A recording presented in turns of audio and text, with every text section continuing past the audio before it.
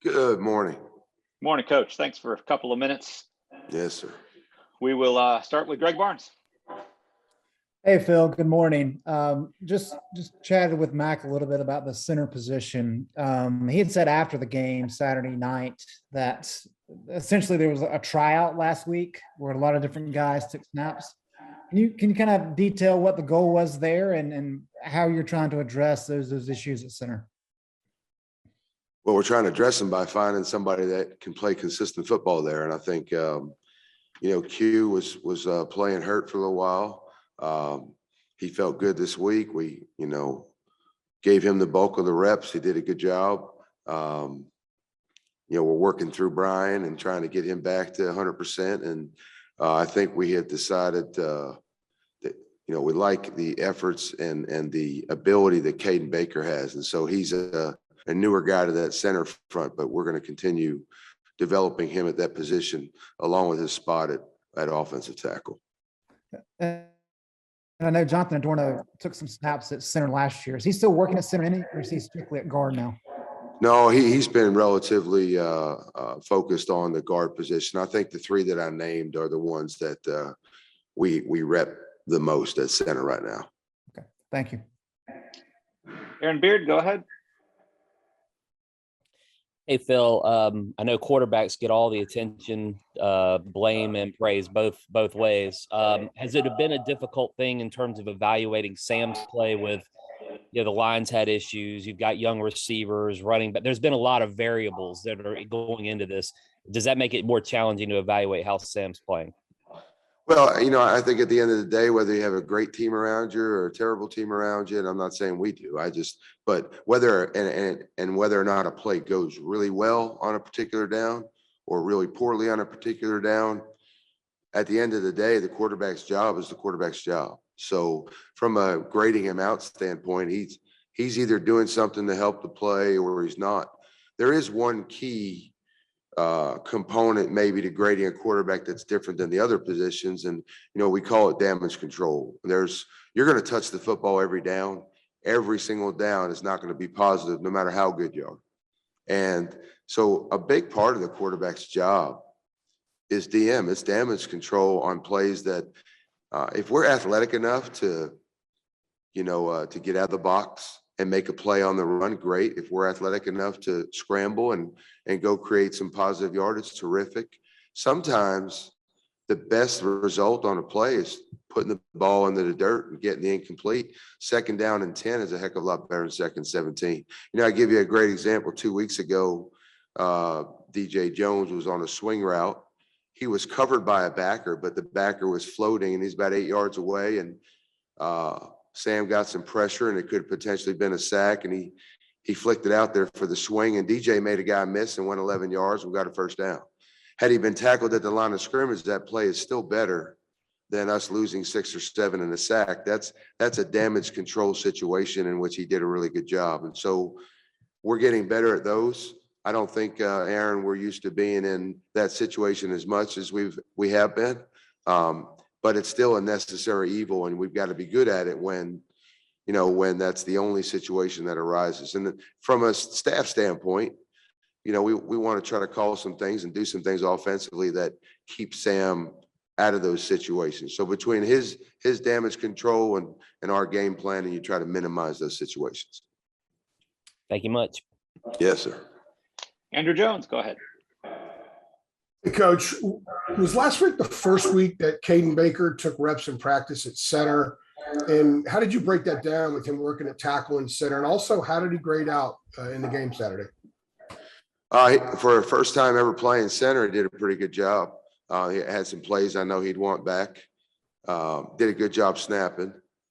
And yes, last week. Now, at some point, all of our linemen have snapped. We've taken a look at all of them at some point. A bunch of them will snap around in the summertime, and just so it's not a foreign deal if they haven't done it in high school. But from a play-to-play assignment, alignment, run the offense, all that stuff, this was Caden Baker's first look at center, with one of the first 2 teams on offense. Kamari Morales has been a weapon for you guys. He scored, I think, in the last 3 games or 3 of the last 4. Is that just a product of him being open in those situations, or is there something he gives you that makes him a really good target when you guys are close to the end zone? And who's that you're talking about? I missed the name. Kamari Morales. Oh, Kamari, yeah. Well, what Kamari does at his position, on paper, he's not as long as you want a tight end sometimes. That's what people think. But Kamari's so dang athletic, and he's developed his body, and he's bigger and he's physical. So we can put him in a goal line situation now, and he can get it done physically. That wasn't necessarily the case when he first got here. He was lighter, he wasn't nearly as strong, and thanks to Hessen Company and his work ethic, he's really physically developed himself. So you can get him in there without everybody thinking we're going to throw to him all the time. And so he's been able to handle the physical aspect of it, Andrew. And now the athletic part, we're taking advantage of it because he can make you miss. I mean, he's got some moves, and he's athletic, and he can change direction. And he does a good job catching the football. And so we're going to try to drain as much out of him as we can down in that area. Thank you. Appreciate that. Yes, sir. Ross Martin. Hey, Coach Longo. Coach Ross. Brown just said that we are a completely different offense, totally different offense than last year. I was wondering what has stood out to you as the adjustments that you've had to make to compensate or change for the differences in the offense and how it runs and the personnel this season compared to last season now with 5 games in. So I would say, Ross, even when we were running hot last year and went 3 games without punting, and we had a lot of fun scoring points and doing those type of things, but even when you're playing offensively at a high level like that, you still need to pay attention to the little things. But when you're in a situation this year where we're not as explosive right now, and and I tell our players, if you can be as explosive as the guys last year, then show us, don't tell us. And it's not like they talk a big game, but if you can produce like that, then produce. Because if you can produce like that, we're gonna get you football. Until that happens, until somebody establishes themselves, maybe the way Diami did or one of our running backs did last year, it makes all of those little things that much more important. It makes every step, every footwork, every hand placement up front that much more important because maybe you don't have the same eraser behind it. It makes every single release, how we use our hands, how we utilize our feet, the route technique that we use, and all that stuff is that much more important when you don't just have the physical capabilities to go smoke somebody on a fade. And we're talented enough here to do the things that we want to do, but the focus is different. I mean, every year your strengths and your weaknesses are different. And so we're focusing in on, we're running Sam Howell a little bit more. We're focusing the ball in on Josh Downs a little bit more. We're doing some different things with the running backs because they do some things well. They're different than the guys we had last year. The tight end is a much bigger component of our system this year because we're a little bit deeper there now. We're more athletic. And I think we trust that room. So those are really the biggest differences right now between last year and this year. And I think for us to play more consistent is going to be the most important thing for us moving forward. And quickly, I asked this to Coach Brown as well. The offensive line, I mean, it's up and down with the run game, probably not where you want it to be, and giving up 5 more sacks on Saturday against Duke. When you look at tape of the offensive line, and what stands out as the issue? I know we mentioned the center position. So what else is kind of, you think, plaguing the offensive line at this point? It's 3 things. 1, it's continuity at center. 2, I think we need to play across the line of scrimmage. We got to do a better job of coming off the ball and not playing so laterally, playing vertically and getting downhill and getting into people. Those. And then the last thing is what I alluded to earlier is we've got to be consistent.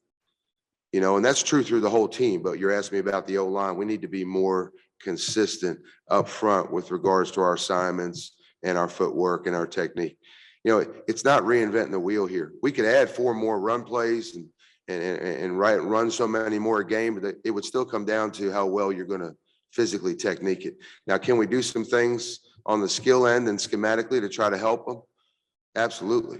We want to get as few people in the box as possible. We want to create some indecision so that we can get up the field and get into people at the second level. But at the end of the day, it's going to be those 3 things. We have to have continuity at the center. We've got to be more consistent. And I think we have to be more fundamentally sound. Over to Gregory Hall. Hey, Phil.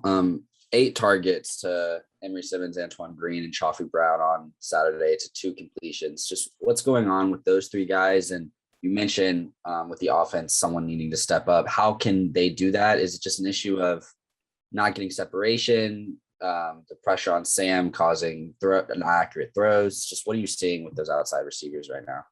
It's a little of all that. It's a cumulative deal. This is a team deal right now, but and again, you're asking me about the receivers now. So I'm going to say this: they have some strengths. We need to play to the strengths a little bit more, and we need to do some things schematically to help.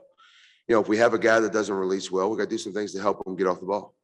If we have a guy that really does a good job on in cuts and can separate, and we need to focus those routes and those in cuts to that cat. If we have a vertical guy, then we're going to have to scheme it a little bit more specifically from a personnel standpoint to try to cater to their strengths and not what they're not doing well right now. And so the game plan as we move forward here is going to become much more specific to personnel. And we're going to do some things schematically to help those guys with weaknesses that we have or that where we're not effectively executing from a technique standpoint. Up until this point, would you say that you were kind of just, I don't know if we're lying, but doing kind of the same things that Diami and Daz are doing last year, assuming or thinking these guys could do those same routes and those levels, but just haven't been able to so far? Well, I think we knew in spring ball and we knew in camp, based on the way we executed in practice, that we have different strengths and weaknesses. So you'll see some of those same plays out here. Our guys have executed some of them. I don't call them as often because they don't play to our strengths. So we've been running some different things and doing some different things with those guys to try to promote what they do well. And I think the next step for us is to completely personnel plays to guys that are excelling in certain areas. So we have a guy that's not well-rounded, Greg, at everything. Diami and Daz developed themselves to a point where they could do anything we asked them to do at receiver. And Josh Downs has done that this year. And so with them, it doesn't matter. I'm not concerned about what I'm calling because they have proven and earned the right to be able to do all of that stuff because they can. And that's no knock on the rest of the guys. And they're developing. But while they're developing and while they're improving some of the weaknesses, we're going to cater plays to the strengths that they have, whether it be catching or running routes or blocking, just to promote more success on their end because we need more first down efficiency, and that's the way to get it done. Appreciate that. Yes, sir. All right, last one for Hey, Coach. Coach, this was the first game of the season where you have had more time of possession than your opponent. How big of a role did that play in this win, and how important do you consider that to be, or how necessary going forward? So I'm gonna have trouble here. Tell me what the beginning of the question was again. Yeah, this was the first game of the season where you have had more time of possession than your opponent. I got big of a role? You got it? I missed the time of possession. I'm struggling today. I don't know why. You have an OC that really pays no attention to time of possession. I don't think that it's unimportant, but there's games where we're in that 27, 28, 29 mark and we scored 59. There's games where we've held the ball for 34 and 35 minutes and we scored a bunch of points. I don't know. I'm more concerned probably with turnovers. I think that correlates a lot more. I'm more concerned with explosives versus first downs. You want to be high in at least one of those. If you're not hitting the explosives, then you ought to be dinking and dunking underneath and running the football. And that usually means a higher number of first downs when you're moving the ball successfully. If you don't have a lot of first downs and you're scoring points, and that's where the explosives come in. But it's high to have both. We had some of them. We had that at UVA. We had a lot of first downs and a lot of explosives. We had that a lot last year. But one of them, we've got to be excelling at one of those. So those are the two that I look at the most. And then turnovers. And after that, it becomes more about the situational stuff. How do we do in the red zone? How are we on third down? How are we on short yardage and goal line? Time of possession, truthfully, I could lie and tell you it's vital in my mind, but I don't know how much it really correlates with winning and losing. I think if you hold the ball 24 minutes and you're not scoring, you're putting pressure on the defense. So we get that much. But to score fast and the defense has to go back out on the field with 7 more points at their back is always a good problem to have. Great. Thanks, Coach. Appreciate it. Okay, y'all have a good week.